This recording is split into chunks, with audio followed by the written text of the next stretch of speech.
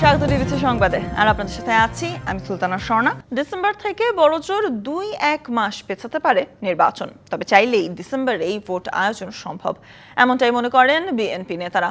নির্বাচনের দাবিতে এখনই কঠোর কর্মসূচিতে না গেলেও দলটির আছে নিজস্ব পরিকল্পনা।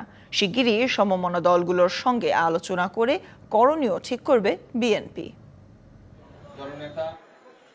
নির্বাচনী রোডম্যাপের দাবিতে বেশ আগে থেকেই সোচ্চার দেশের অন্যতম প্রধান রাজনৈতিক দল বিএনপি। সভা সমাবেশে বক্তৃতায় নিয়মিত আওয়াজ তুলছেন দলটির নেতারা। এমনকি নির্বাচন নিয়ে টালবাহানার অভিযোগ তুলে সরকারের সমালোচনা করে আসছেন তারা।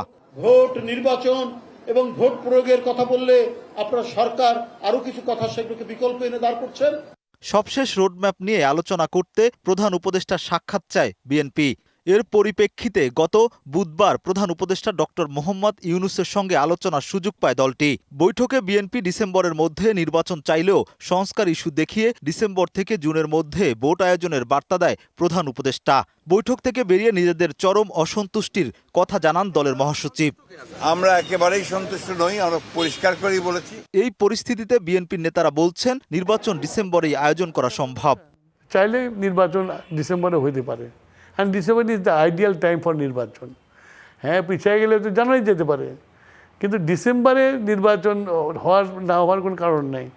এখন জুন বলছে, এর মধ্যে তো অনেক জিনিস আছে, রোজা আসতেছে, কুরবানি ঈদ আসছে, রোজার ঈদ আসছে, বর্ষা আসছে, এটা একটা আনসার্টিনিটির মধ্যে চলে গেল না। সর্ববিচার বিবেচনায় ডিসেম্বরের আগেও নির্বাচন হতে পারে, কিন্তু সরকার যদি তার প্রয়োজনীয় কিছু কাজ মনে করে সংস্কারের মাধ্যমে আরও ভালো নির্বাচনের ব্যবস্থা করে, তাতে বিএনপির কোনো দ্বিমত নাই। ডিসেম্বর না আরও 2-1 মাস পরে করবে, সুনির্দিষ্ট দিন, মাস, সন সেটি সরকারের যেহেতু এখনো ঘোষণা করেনি, স্বাভাবিক কারণে জটিলতা থেকে যাচ্ছে। তবে নির্বাচনের দাবিতে এখনই হার্ডলাইনে যাবে না বিএনপি। দলের মধ্যে আলোচনার পাশাপাশি সমমনাদের সঙ্গে মতবিনিময়ের কথা জানান নেতারা। কর্মসূচি, বিরোধিতা, প্রতিবাদ, চাপ প্রয়োগ দল হিসাবে বিএনপি বা অন্যান্য রাজনৈতিক দল কীভাবে এগোবে সময় বলে দেবে। সবাই ঐক্যমত হলে নির্বাচন আদায় করার জন্য যা করা দরকার তা করবো আমরা। সবার সঙ্গে আলোচনা করে ঐক্যমতে আসলে তারপরে সে প্রোগ্রাম যেই প্রোগ্রাম দেওয়া হবে। It is too early to say. জানা গেছে আগামী 2-3 মাস সামাজিক কর্মসূচির মাধ্যমে মাঠে সরব থাকতে চায় বিএনপি। উদ্দেশ্য জনসম্পৃক্ততার পাশাপাশি পুরো দেশকে নির্বাচনমুখী করা। Rakib Hossain, DBC news, Dhaka. লন্ডনে বেগম খালেদা জিয়ার সাথে জামাত আমির ডাক্তার শফিকুর রহমানের সাক্ষাৎ নিয়ে রাজনীতিতে কিছুটা চাঞ্চল্য সৃষ্টি হয়েছে। যদিও বিএনপি জামাত দুই দলের নেতারাই বলছেন এই সাক্ষাৎ নিয়ে তাদের দলের মধ্যে কোনো আলোচনা হয়নি। হয়তো নির্বাচনের আগে এ সাক্ষাতের ফল দৃশ্যমান হবে। আসন ভাগাভাগির বিষয়ে বিএনপি জামাতের কোনো সমঝোতা হবে কি না তাও নির্ভর করছে পরবর্তী পরিস্থিতির ওপর।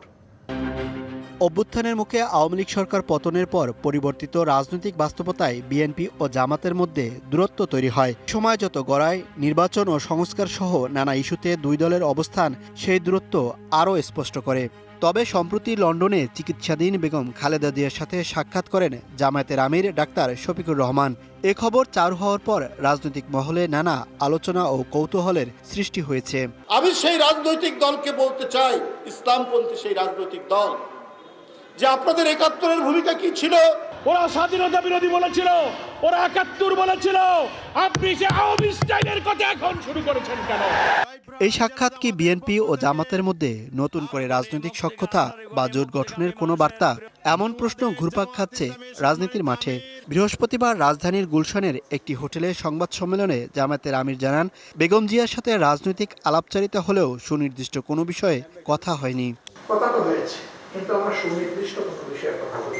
এবং জাতির স্বার্থ বিবেচনায় রাজনৈতিক দলগুলো কোনো উত্তম সিদ্ধান্ত যে কোনো সময় নিতেই পারে, কিন্তু কোনো দলের পক্ষ থেকে পরিষ্কার বলা হয়েছে যে আমরা কোনো রাজনৈতিক জোট করব না। জামায়াত আমিরের এই বক্তব্যের পরও খোলসা হয়নি তেমন কিছুই। জোটের বিষয়টি উড়িয়ে না দিলেও বিএনপি নেতারা বলছেন সব নির্ভর করছে রাজনৈতিক পরিস্থিতির উপর। বিএনপি এবং জামাতের সঙ্গে একসময় 4 দল ছিল, 20 দল ছিল। স্বাভাবিক কারণে জামাতের সঙ্গে বিএনপির কম বেশি আন্ডারস্ট্যান্ডিং আছে, নির্বাচনের ব্যাপারেও আছে। এদিকে নির্বাচন ঘনিয়ে আসলে দুই দলের মধ্যে আরও আলাপ আলোচনার সম্ভাবনার কথা বলছে জামায়াত। তখন হয়তো আসন ভাগাভাগি নিয়েও কথা হতে পারে। নির্বাচনের রোডম্যাপ ঘোষণা হবে, তারপর এগুলো নিয়ে দলের সাথে দলের পরস্পর আলোচনা হবে, নেতৃবৃন্দ বসবেন। গতকাল আমিরে জামাত এটা বলেছেন, আমাদের এখানে শুধু সৌজন্য সাক্ষাৎ কেন, দেশের প্রয়োজনে, জাতির প্রয়োজনে, জাতীয় ইস্যুগুলো গুরুত্ব আরোপ করার প্রয়োজনে আমাদের বহুবার বসতে হবে। বসার তো কোনো বিকল্প নেই। যত বেশি বসা হবে তত দেশ এবং জাতির কল্যাণ হবে। আমরা যত বেশি দূরে চলে যাব তত আমাদের মধ্যে মত পার্থক্য, মত বিরোধে পরিণত হবে। জামাতের এই নেতা আরও বলেন, নির্বাচনের আগে সংস্কার ও ফ্যাসিবাদের বিচার অবশ্যই শেষ করতে হবে। অনৈক্য তৈরি হয়ে গেলে দেশের মধ্যে এবং দেশের বাইরে থেকে যে ষড়যন্ত্র হবে সেটা মোকাবেলা করা দেশের জন্য কঠিন হবে। Mohaiminul Khan Apu, DBC news, Dhaka. আজ জাতীয় ঐক্যমত কমিশনের সঙ্গে বৈঠকে বসছে জুলাই অভ্যুত্থানে নেতৃত্ব দেয়া ছাত্রদের দল জাতীয় নাগরিক পার্টি এনসিপি। শুক্রবার সন্ধ্যায় এনসিপির কেন্দ্রীয় দক্ষিণাঞ্চলের সংগঠক ও দলটির সংস্কার বিষয়ক সমন্বয় কমিটির সদস্য আরমান হোসাইন এ তথ্য নিশ্চিত করেছেন। জাতীয় সংসদের এলডি হলে সকাল 10:30টায় বৈঠকটি অনুষ্ঠিত হবে। এতে জাতীয় ঐক্যমত কমিশনের নেতৃত্ব দেবেন সহসভাপতি প্রফেসর আলী রিয়াজ। অন্যদিকে এনসিপির নেতৃত্বে থাকবেন দলটির আহ্বায়ক নাহিদ ইসলাম। আলোচনার টেবিলে অন্তত 1 ডজন সংস্কার ইস্যুতে অনড় থাকবে দলটি। পাশাপাশি কমিশনের কাছে 3টি বিষয় ব্যাখ্যা জানতে চাইবে এনসিপি। চট্টগ্রামে নালায় পড়ে নিখোঁজ শিশুর সন্ধান এখনো পাওয়া যায়নি। রাত 12টার দিকে ফায়ার সার্ভিস উদ্ধার অভিযান সমাপ্ত করে। সকাল থেকে আবারও শুরু হবে উদ্ধার অভিযান। এর আগে শুক্রবার রাত 8:30টার দিকে চট্টগ্রাম নগরীর চকবাজার থানার কাপাসগোলা এলাকায় রিকশা উল্টে নালায় পড়ে নিখোঁজ হয় 6 মাস বয়সী এক শিশু। ফায়ার সার্ভিস জানায়, মা ও শিশুটি একটি ব্যাটারি চালিত রিকশা উল্টে নালায় পড়ে যায়। স্থানীয়দের সহযোগিতায় মাকে উদ্ধার করা গেলেও শিশুটি পানিতে তলিয়ে যায়। চট্টগ্রামে এর আগেও খালে পড়ে শিশু নিখোঁজের ঘটনা ঘটেছে।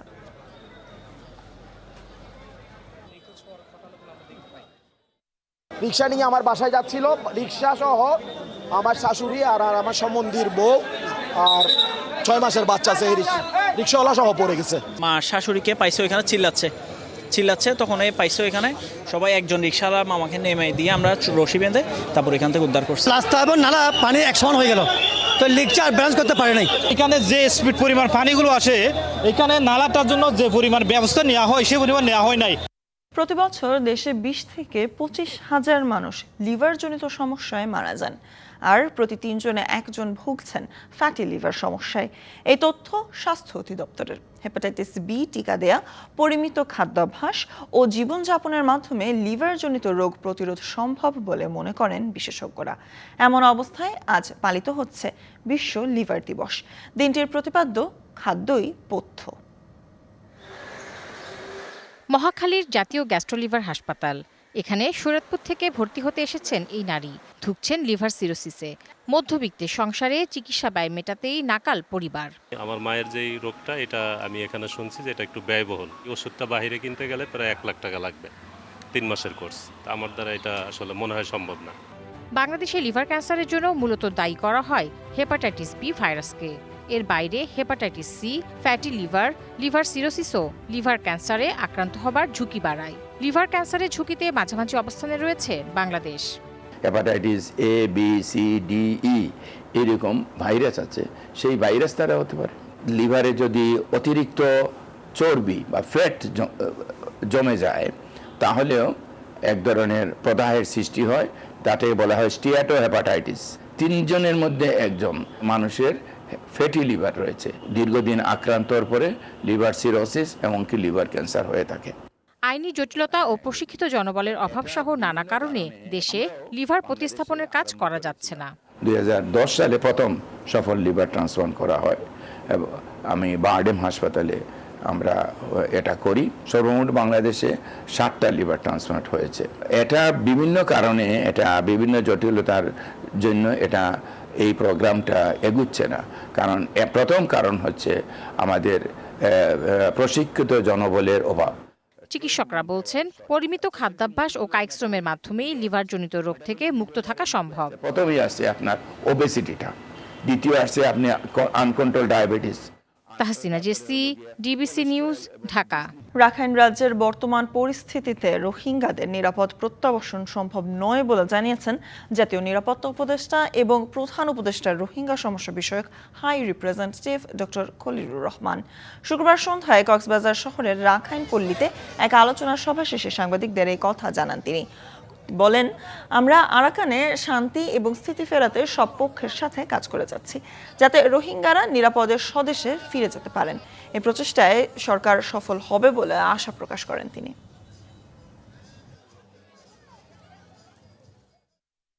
এখন আরাকানের যে অবস্থা, তাতে তো নিরাপদভাবে তাদের প্রত্যাবাসন করা সম্ভব নয়। আপনারা সকলেই জানেন, আমরা কাজ করছি যাতে করে সব পক্ষের সঙ্গে আমরা কাজ করছি যাতে আরাকানে শান্তি এবং স্থিতাবস্থায় ফেরত আসে এবং রোহিঙ্গাদের ফিরে যাওয়ার একটা পরিস্থিতি তৈরি হয়।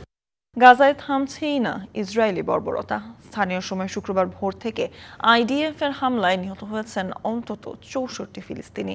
পাশাপাশি গাজায় কয়েক হাজার মানুষ খাদ্য ঝুঁকিতে রয়েছেন বলে জানিয়েছে জাতিসংঘের বিশ্ব খাদ্য কর্মসূচি। এদিকে ইসরায়েলের দেয়া আংশিক যুদ্ধবিরতির প্রস্তাব খারিজ করে দিয়ে পূর্ণাঙ্গ চুক্তির প্রস্তাব দিয়েছে সশস্ত্র গোষ্ঠী হামাস। ওই প্রস্তাব অনুযায়ী ইসরায়েল যদি গাজায় যুদ্ধ বন্ধ করে ফিলিস্তিনি কারাবন্দীদের মুক্তি দেয়, তবেই গাজায় বন্দী সকল ইসরায়েলি জিম্মিদের ফেরত দেবে হামাস। সংগঠনটির জ্যেষ্ঠ কর্মকর্তা খলিল আল হায়া টেলিভিশনে দেয়া এক বক্তব্যে বলেন, ইসরায়েল যে অন্তর্বর্তী যুদ্ধবিরতি চুক্তির প্রস্তাব দিয়েছে তার সঙ্গে একমত নয় হামাস। নিজেদের রাজনৈতিক উদ্দেশ্য পূরণের জন্য ইসরায়েলি প্রধানমন্ত্রী বেনিয়ামিন নেতানিয়াহু আংশিক চুক্তিকে ব্যবহার করতে চাচ্ছেন বলে উল্লেখ করেন হামাসের এই নেতা। ডিবিসি সংবাদে এই ছিল এখনকার মতো। ডিবিসি নিউজের সংবাদগুলো পড়তে ভিজিট করুন dbcnews.tv, এছাড়া ভিজিট করুন ডিবিসি নিউজের ফেসবুক পেজ এবং ইউটিউব চ্যানেলে। সাথেই থাকুন।